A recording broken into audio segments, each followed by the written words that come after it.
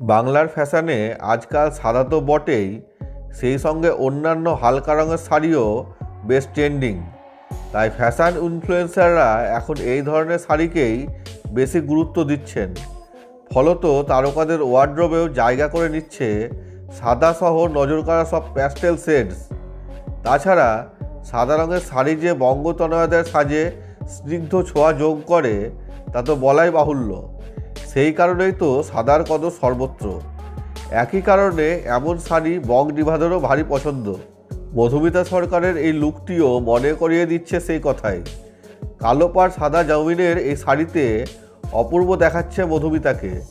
তাই তো অভিনেত্রীর দিক থেকে চোখ ফেরানোর উপায় নেই। বং ডিভার গ্ল্যামার দেখে প্রতিবারই তাক লাগে অনুরাগীদের। তা সে বোল্ড পশ্চিমী পোশাক হোক বা শাড়ি, সবেতে সুন্দর দেখতে লাগে তাকে।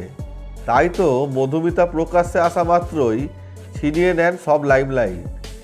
এই লুকটি ক্রিয়েট করতে একটি সাদা রঙের শাড়ি বেছে নিয়েছিলেন মধুমিতা। মাধব সরকারের স্টাইলিংয়ে এমন সেজে উঠলেন যে সবার নজর গেল তার দিকেই। তাই তো নেটপাড়ায় আলোচনা তুঙ্গে অভিনেত্রীর এই লুক। ক্লাসিক ট্র্যাডিশনাল ড্রেপিং করেছিলেন মধুমিতা, যা তার সৌন্দর্য বাড়িয়েছিল কয়েক গুণ। এদিকে শাড়ির পাড়ে থাকা কালো এমব্রয়ডারি আলাদা করে নজর কেড়েছিল সবার। এই কথাও ঠিক যে শাড়ির ক্যানভাসে আর বিশেষ কোনো কারুকার্য ছিল না, তবে এমন ছিমছাম সৌন্দর্যই মধুমিতার লুককে স্নিগ্ধতার স্পর্শ দিয়েছিল।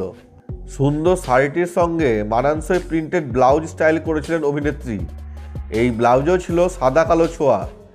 এই ব্লাউজে হাই নেকলাইন যোগ করা হয়েছিল এবং এর কলার ডিটেলিং আলাদা করে নজর টেনেছিল সবার।